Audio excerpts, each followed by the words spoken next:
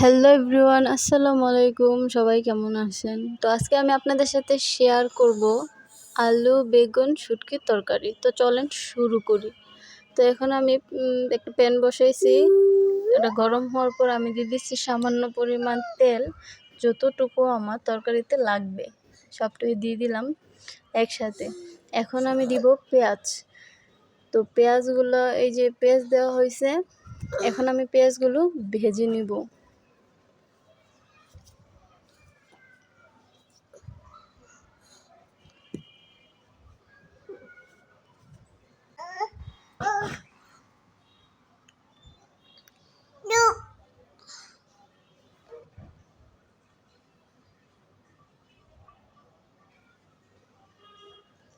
তো এখানে পেঁয়াজগুলো হালকা ভাজা হয়েছে, আমি কিন্তু বেশি ভাজি নেই, হালকা ভাজছি। এখন আমি এখানে শুটকিগুলো ভেজে নিব।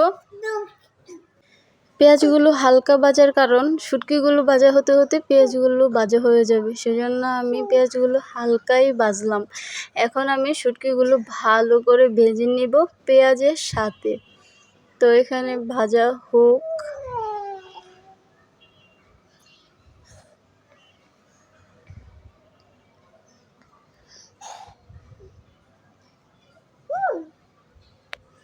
তো আমি এখানে দিয়ে দিয়েছি আবার স্বাদ মতো লবণ।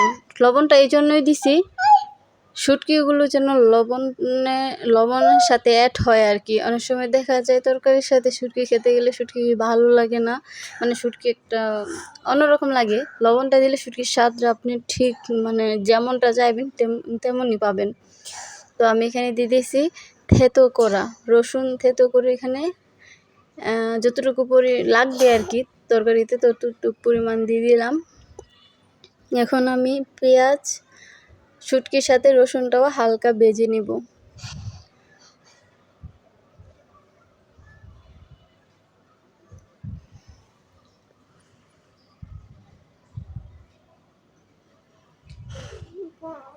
তো এখানে সুন্দরভাবে ভাজা হয়ে গেছে, কিন্তু আপনারা দেখতেই পাইছেন। তো এখন আমি দিয়ে দিলাম পরিমাণ মতো পানি। পানিটা দিছি আমি এখন শুটকিটা ভালো করে এখানে রান্না করব, সেই জন্য পানি দিছি। এখানে এখানে আপনারা যা মশলা এড করতে পারেন। আমি এখানে কাঁচামরিচ সেট করলাম, আর মানে আমরা দেশে যেভাবে খাই ওইটাই শেয়ার করলাম। আমি দিয়ে দিব এখানে হালকা রসুন বাটা তরকারি অনুযায়ী, তারপরে দিব হালকা হলুদ যতটুকু লাগবে। আমি এখানে হাফ চামচ হলুদ দিছি, দিয়ে দিব 1 চামচ মরিচ। অ্যাকচুয়ালি আমরা জাল খাই শুটকির তরকারি, সেজন্য আমি মরিচটা এখানে অনেকটাই দিছি, যাতে শুটকির তরকারি ঝাল হলে মজা হয়, সেই জন্য ঝাল ঝাল করে রান্না করতেছি আর কি। আমি এখানে মরিচ দেওয়ার পর মশলাটা অনেক ভালো করে কষে নিব। শুটকিটা অনেক সুন্দর করে এখানে রান্না করতে হবে। আপনি এখানে যত সুন্দর করে মশলা কষাবেন, শুটকিটা রান্না করবেন, তরকারি কিন্তু ততটাই খেতে ভালো লাগবে।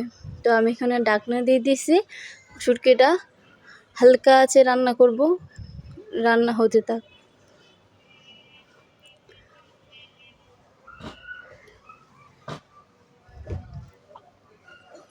তো আমি এখন ঢাকনা উল্টে দেখতেছি কেমন হয়েছে। আপনারা দেখতেছেন কেমন হয়েছে, লাল হয়েছে, কিন্তু অনেক সুন্দর একটা কালার হয়েছে। মানে এখানে লাল হয়েছে ঠিকই, কিন্তু যখন আমি এখানে আলু বেগুন এড করব তখন কিন্তু এতটা জাল লাগবে না বা এতটা লাল কালারও থাকবে না। তো এখানে মশলা কষানো হয়ে গেছে, আমি এখানে দিয়ে দিচ্ছি সামান্য পরিমাণ পানি। আর হচ্ছে বিচি আলু, আমাদের দেশে এটাকে বিচি আলুই মানে ছোটো আলু বলে আর কি। তো ছোটো আলুটাকে এভাবে রান্না করলে নাকি খুব মজা হয়। আমার আম্মুকে দেখতাম এভাবে রান্না করতো, আমার আম্মা জান খুব সুন্দর করে এই তরকারিটা রান্না করতো, মানে খুবই ভালো লাগতো, আমি খুব ভালোবাসতাম, মানে খাইতে পছন্দ করতাম এই তরকারিটা।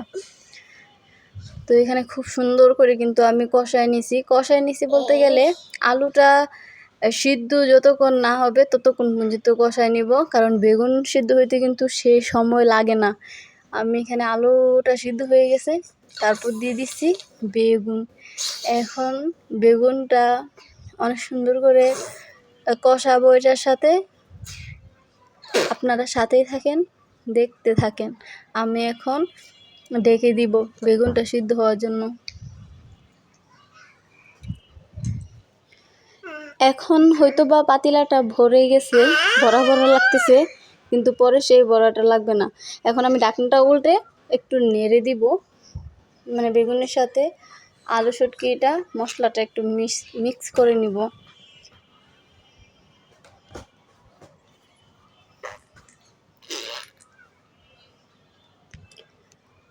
তো এখানে অনেক সুন্দর করে আমি নেড়ে দিছি। এখন আমি এটা আবারও ঢেকে দিব যতক্ষণ না সেদ্ধ হয়, রান্না শেষ হয়। তো মাঝখানে কিন্তু আমি অনেকবার নেড়ে টেড়ে দিছি, আপনারা নেড়ে না দিলে কিন্তু অবশ্যই তলায় লেগে যাবে। আমি নেড়ে সুন্দর করে কষাই নিয়েছি। এখন আমি আবারও তো আমি এখানে ভালোভাবে নেড়ে টেড়ে নিয়েছি। এই যে দেখেন বেগুনটা কিন্তু অনেক ভালো করে সিদ্ধ হয়েছে, মানে কষানো হয়েছে। শুটকি আলু বেগুন অনেক ভালো করে কষাই নিয়েছি। তো আমি এখানে দিয়ে দিব স্বাদ মতো বলতে তরকারিতে যতটুকু পানি লাগে আর কি পানি দিব। বেশি পানি দেওয়া যাবে না, শুটকি তরকারি কিন্তু মাখা মাখা ঝুল থাকে। বেশি ঝুল থাকলে কিন্তু ভালো লাগে না। ভালো লাগে বলতে আমরা দেশে বেশি ঝুল খাই না, আমরা মাখা মাখা ঝুল খাই। তো সেই জন্য আমি যতটুকু ঝুল লাগবে, পানি লাগবে ততটুকু অ্যাড করে দিছি। এখন আমি আবারও ঢাকনা রেখে দিলাম রান্না শেষ হওয়ার।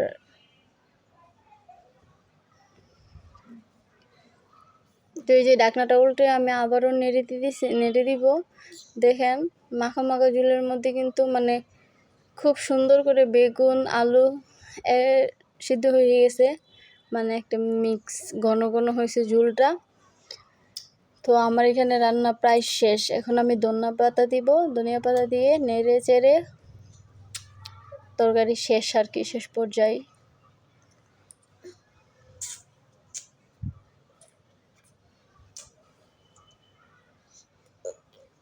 এইভাবে শুটকির তরকারি রান্না করে অবশ্যই আপনারা খাবেন, আর আমাকে অবশ্যই জানাবেন কেমন হয়েছে। তো আমরা তো আমাদের দেশে এভাবেই রান্না করে, আমি সেইভাবেই রান্না করলাম। আপনাদের কাছে কেমন লাগছে অবশ্যই জানাবেন।